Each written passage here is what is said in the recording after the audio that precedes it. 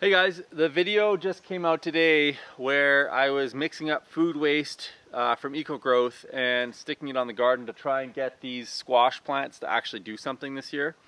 It's September 1st, 2020, and I can already see some of our plants have got frost damage, so I decided that today was the day that I had to get this on film. And overall, I'm pretty impressed with what happened doing it. I mean, we don't have any real squash to speak of, but the plants have recovered incredibly well, and they're now showing signs that they don't have a nitrogen deficiency.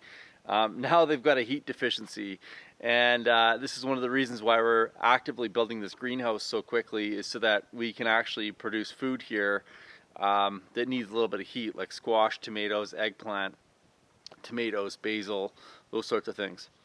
So I'm going to go shoot closer to the squash, and I'll talk a little bit as I'm shooting, and you'll see that the vibrant green has really come back in these plants, kind of moving it away from that nitrogen deficiency that we had before. And so what happened is that we put this dehydrated food waste, which probably had very little microbial activity, onto the soil with water. And so by adding water to the food waste, it probably kick-started that bacterial process and decomposition.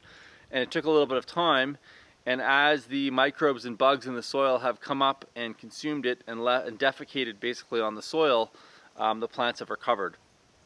And so I think to make that happen quicker, the next experiment we need to do is to try and feed that food waste to worms, which we're actually going to be actively doing here soon. By putting that food waste through worm guts first, through their stomachs, they're going to actually make that the minerals and nutrients inside of the food waste active and available to the plants. So let's take a look at these plants and see how they've recovered. I think it was a successful experiment, but I think we can do better yet still. So these guys here on the end were some of the worst hit. They still are pretty stunted, but at least you got that vibrant green color in the plant itself. You can kind of see some of the frost damage here. It's interesting too that the ones on the end had the most frost damage. The ones with the highest walls behind them on the north side had the least frost damage. This one's still pretty stunted. It never really did anything. Same with that one over there. But these guys really exploded. And again, they're getting that frost damage there. A really vibrant color, lots of flowers. It's unfortunate that they're not going to get enough heat to actually produce fruit this year. We had a really cold season.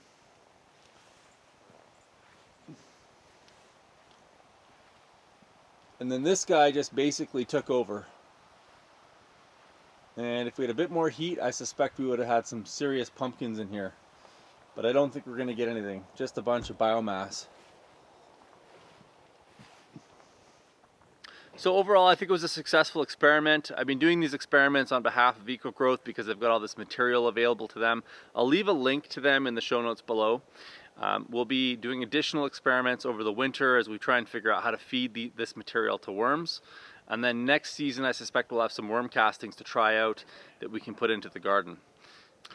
Hopefully you found that useful. If you did, give us a like. And if you have any questions, leave a comment in the comment section below. Okay guys, talk soon.